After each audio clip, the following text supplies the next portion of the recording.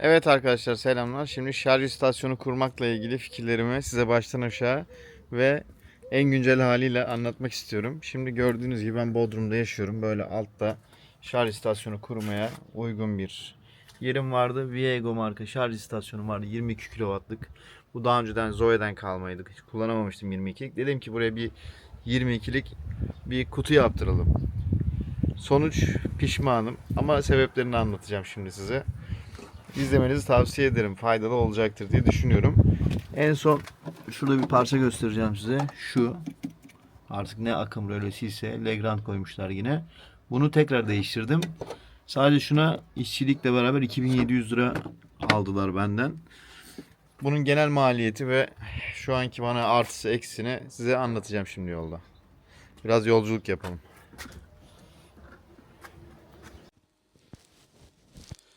Evet selamlar arkadaşlar. Umarım herkes iyidir.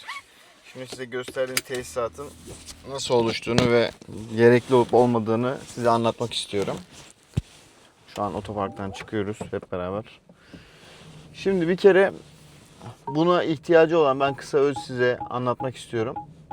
Bunu yaptırmanızın sebebi muhtemelen heves olacak. Yani benim öyle oldu.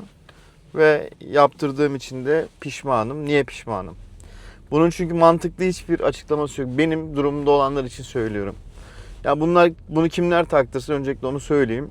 Evinde birden fazla elektrikli araç olan, evde atıyorum 3 tane, 2 tane elektrikli aracınız var ve biriniz bitirip biri girecek. Hızlı doldurmanız gerekiyorsa bunu yaptırabilirsiniz evinizde müsaitse. İkincisi sürekli olarak her gün aracının menzilini baştan sona kadar bitirenler. Bunlar bence alabilirler, yaptırabilirler, değer. Niye değer? Geldiğinde tekrar doldurup yola çıkmanı engelleyecek bir durum oluyordur. %0'a kadar yani 12-13 saat şarjda duracak vakti yoktur. Fulllemek için hızlı şarja ihtiyacın olabilir. Bundan olabilir. Onun dışında zengin olabilirsin. Param var kardeşim yaptırıyorum. Mantık falan benim için hiç önemli değil. Hiçbir detaya takılmıyorum. Telefon açtım gelip bağladılar. O da olabilir. Ona da saygı duyuyorum. Ama benim gibiyseniz yani ne demek benim gibi? Bir tane aracınız var. Günlük 100-150 kilometre 150 kilometreye kadar okey bak. 150 kilometre kullanıyorsunuz. Ve evinize geldiğinizde arabayı şarja takıyorsunuz.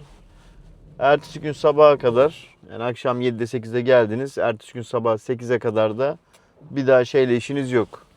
Arabayla işiniz yok. Araba yatıyor. Ondan sonra gir çık yapabilir ama yani genel olarak bu kadar araba orada duracak. 7 saat, 8 saat, 10 saat, 15 saat. Araba zaten her gün yatıyorsa bunu yaptırmanıza gerçekten gerek yok. Niye yok? Benim şimdi zaten saatten arabaya kadar çekilmiş 3,5 kW'la şarj edebildiğim üzerinde de kendi kaçak akım rölesi bir şeyleri olan bir hattım vardı. Bunda normal fiş prizi dediğimiz yani o klasik prize taktığımız şarj cihazıyla çok da basit bir şarj cihazıyla yani 6-7 bin liralık 7-8 bin liralık neyse bir şarj cihazıyla arabamı şarj ettiğim bir sistemim vardı. Ben her gün zaten eve gelip 150 kilometreleri günlük çok geçmiyorum. Ya ayda nadirdir 1-2 keredir belki. Geri kalan zamanlarda genelde 60-70 kilometre günlük tüketim yapıp akşamda evde şarja koyup sabaha kadar da her halükarda istediğim şarj limitine getirebildiğim bir sistemim vardı. Ve ben 2 yıldır da bu şekilde araba kullanıyorum. Yani ben bu şekilde 3,5 kW'la yıllık 50 bin kilometre Zoe kullandım. 50 ve 60 bin kilometrede bunu kullandım. Ve aslında hiçbir sıkıntı yaşamadım biliyor musunuz? Ne elektrik kesildi, ne voltaj düştü, ne bir arıza verdi, ne bir ek bir masraf çıkardı. Tertemiz. Her gün koydum. Sabah %80'le aldım. %50'ye düşüyordu. %80'e çıkartıyordum. Yani maksimum %40'tan %80'e çıkartıyordum. Ve bunu şeyde de yapabiliyordum. Yani hani uygun tarife var ya üçlü tarife. O limiti geçmeden önce üçlü tarife bir işe yarıyor. Gece yarı fiyatına şarj ediyorsun. O 7 saatteki gece şarjı 3 kere 7 21 kW zaten 150 kilometre bana menzil sağlıyordu. Ondan sonra yani günlük ihtiyaçlarımı en kötü şartlarda bile hani o saatlerin arasına denk gelmek için alıyorum desem bile yetmiyor yani. Sağlıyordu ve ben bu 22 kW'lık cihazım vardı elimde. Uzun süre önce almıştım Zoe için. O zaman da onu bağlatmamıştım. Sadece onun fiş aparat özelliği de vardı. 2 çift özelliği. O yüzden kullanıyordum. Ondan sonra burada bunu nedense bir boşluk anıma geldi. Dedim yaptırayım. Zaten 22 kW'lık makinem var. Hattın çekilmesi işte çekesin mekesin. Gittim araştırdım. Elektrik çağırdım. Maliyetleri konuştum. Bir anda gittim, burada işte elektrik toptancısı vardı. Oradan malzemeleri aldım. İşte 19 metre bilmem ne tip 5 bilmem kaç çarp kablo. Yok işte sigortası bilmem nesi. Kutuyu yaptırdım. Kabloları aldım. Kanalları aldım vesaire. İşçilik işte 7.000 lira. O malzemelere 9.000 lira harcadım. Ondan sonra getirdik buraya. Yaptırdık. Bir de cihazı var işte. Toplamda 30-35 bin liraya falan mal oldu. Ama günün sonunda ben bunu taktığımda 22 alamıyorum zaten. 11 alıyorum. Yani hızlandım ama işte tam performans çalışsa bile 11 ile 3 kat hızlandı yani benim için. O 3 kat hızlanma bana ne kadar yaradı? Beni uçurmadı yani, inanın. Hani ben bir yola gideceğim zaman yine 3 saat hani düşük denk gelirse yine 2-3 saat ayırmak zorundayım. Yine belki hızlı bir şey yapmak istesem belki o da yılda bir kere denk gelecek. Uzun yola giderken yine hızlı şarja girerim yani, burada yine beklemem belki. Her neyse biz bunu aldık taktırdık, maliyetinde karşılık. Sonra ben araştırdım, öğrendim ki bu hızlı şarjı benim buna takmamın bari bir artısı var mı? Mantıksız, onu okey anladım kendi kendime. Hiçbir anlamının olmadığını. Bir de 11 kW'la şarj edeceğim ya, sistem 22'lik. 11 kW'a koyduğumda da atıyorum 3-4 saat çalışırsa ya da 45 dakika 1 saat çalışırsa taktiği 3 kW'a düşüyor. Devam ediyor. Tekrar çıkıyor. Sonra arada bir kesinti olmaya başladı şimdi. Telefondan akımı düşürüyorum. Tekrar şarja başlıyor. Sorunsuz devam ediyor. Ben yine sürekli hani 11 kW'ı bam bam bam da alamıyorum şu an burada. Kesintiler oluyor. Bunun için elektrik idaresiyle görüştüm. Burada kurulu güç 15 kW'mış. Ama 11'i bile sürekli veremiyor. Yani ben evde bir klima, bir bilmem ne bir şeyler açtığım zaman bu da 10 çekince, 11 çekince aslında yapıyor yani, araç kendi kendine düşürüyor, durduruyor veyahut da düşürüyor. Dolayısıyla benim kurulu gücü arttırmam lazım ki sabit 11 alabileyim diye. Bu kurulu güç mevzusundan ben bahsetmemiştim. Sonra elektrik idaresine dedim ki peki kurulu gücü nasıl arttırabiliriz? Bize dedi bir elektrik mühendisinden proje getirin, çizdirin. Onlar bize sistemden zaten giriyor. Onaylarsa gelip arttırıyoruz dedi. İyi tamam dedim. Bir elektrikçinizi sorun, onların tanıdığı var dediler. Benim buraya yapan elektrikçi beyefendiyi aradım. Sağ olsun, o da iyi bir elektrikçi. Gümüşlük'te Aycan Bey. Aklınızda olsun, hani Bodrum'da iş yapıyorsanız, bir şey yapacaksanız. 50 tane elektrikçiyle konuştum. Hepsi sakat gibi. Zeka özürlü. Ne saatinde geliyor, ne bir şey yapıyor, ne saçma sapan yani bu Bodrum'da o emek işleri. Ondan sonra neyse tamam dedi, gönderdi bana bir tane elektronik mühendisi. Aradım arkadaş, konuştum. Ya dedi ki minimum 35 bin lira dedi. Yani o incelenmesi, raporun yapılması. Ondan sonra bir de dedi belki dedi site buna yeterli olmazsa ona bilmem ne takılacak, şu takılacak, bu takılacak. 100 bin liraya kadar da çıkabilir. Ya dedim tamam, 35 olması bile benim için bitirdi zaten bu olayı. Vazgeçtim arttırmaktan. Yani o proje bilmem ne parası bir şeyler 35 bin lirada onuma. Yani 70 bin liraya tam performanslı ben bunu kullanabiliyorum. Şu an hala 11 kW'ı kullanamıyorum yani. Ondan kurulu güçten de vazgeçtim. İşte 7 kW, 8 kW, 6 kW'la acelem olduğunda 10 açıyorum işte. Kitlenene kadar gidiyor. Oradan düşürüyorum. 7 ile devam ediyorum. Ne kadar sağlıklı bilmiyorum. 6 ile 7 ile şarja devam ediyorum. Arada bir tekrar arttırıyorum. Hızlı şarj etmek için uğraşıyorum yani. Öyle götürüp taktım 11 devam etmiyor. Benim için geçerli bu. Yani bunları yaptıracaksınız da önceden araştırın. Boşu boşuna masraf etmeyin. Sonrasında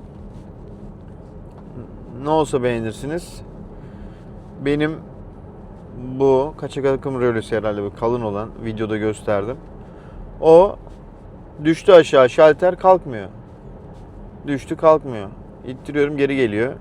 Sonra internetten araştırdım, diyor ki yapmayın, hemen elektrikçi çağırın falan. Aycan Bey söyledim, sağ olsun, gönderdi personellerini. Kontrol ettiler, değiştirdiler. Bugün şimdi parasını gönderdim sabah. 2700 lira işçilikle beraber. Yani lan 2700 lira ben ayda elektrik harcamıyorum ya. Zaten bir ay şunun şeyine gitti yani. Saçma sapan bir şey yani. O yüzden en sorunsuz, en sağlıklı, maksimum kullanabileceğiniz fişten şarj etmek 3,5 kW, benim gibi bir düzeniniz varsa yapın. Hiç böyle kabloymuş, kutuymuş, bilmem neymiş, o ölmesi lazım, böyle olması lazım deme. O bir tane ince kabloyu, yani 3,5 kW'ı kaldıracak olan kabloyu güzel çekin. Üzerine gerekli elektrikçinin tavsiyesi, işte genel şartlar neyse karşılayın. Uzun mu tutacaksınız, kısa mı tutacaksınız, evinizin mesafesi nedir, onları artık siz kendiniz elektrikçinizle karar vereceksiniz. Bunu yapın, takın arabanıza abi, şarjınızı yapın, devam edin. O kadar abartmaya, şey yapmaya gerek yok yani. Yatan araba 7 saat, 7 saat bile yatsa araba, fazla değil yani, 15 saat demiyorum, 7 saat. 7 saatte 3 kW, 3,5 kW'dan zaten 23-24 kW alıyorsun ve bunu kesintisiz alıyor yani. Hep 3,5 kW gidiyor böyle. Sorunsuz olduğu için zaten geçiyor yani, kaplumbağa tavşanı geçer ya. O misal. 21 kW'ı nerede yiyeceksin ya bir günde?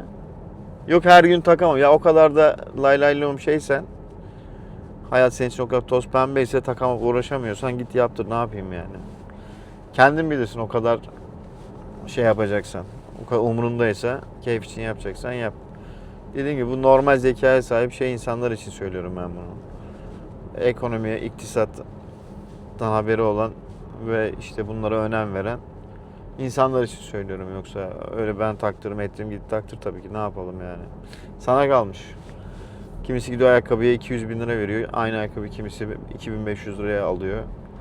Bu tercih meselesi. Ona bir şey diyemem. Ama benim tavsiyem, normal şartlarda evinizde şarj edebiliyorsanız bu düzen çok çok çok yeterli. Hiç şey yapmaya gerek yok.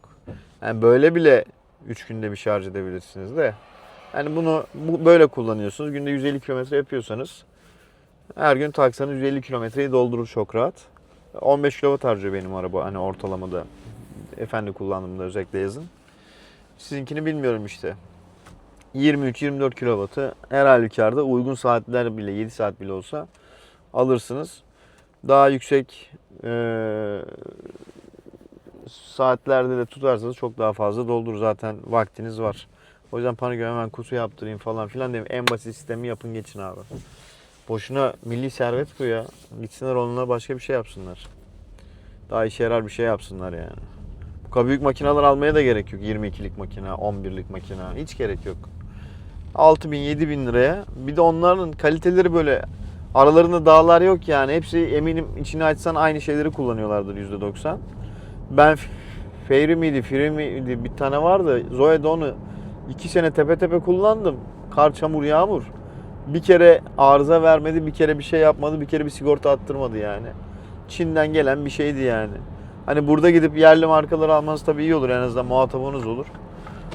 Onlardan en uygun fiyatlı olanı alabilirsiniz yani. Hiçbir şey zarar veremez arabanıza. Arabanız zaten o tür şeylere karşı kendini koruyacak bir sisteme sahip. Dışarıda bilmediğiniz 50 tane yerde şarja takmak zorunda kalıyorsunuz. Yani 22 kW'lık, 150-180 kW'lık makinelerde olabilecek hatalardan korkmuyoruz da evde 3 kW'lık makinenin hatasından mı korkuyoruz yani? Ne olabilir? En fazla makine kendi kendini bozar.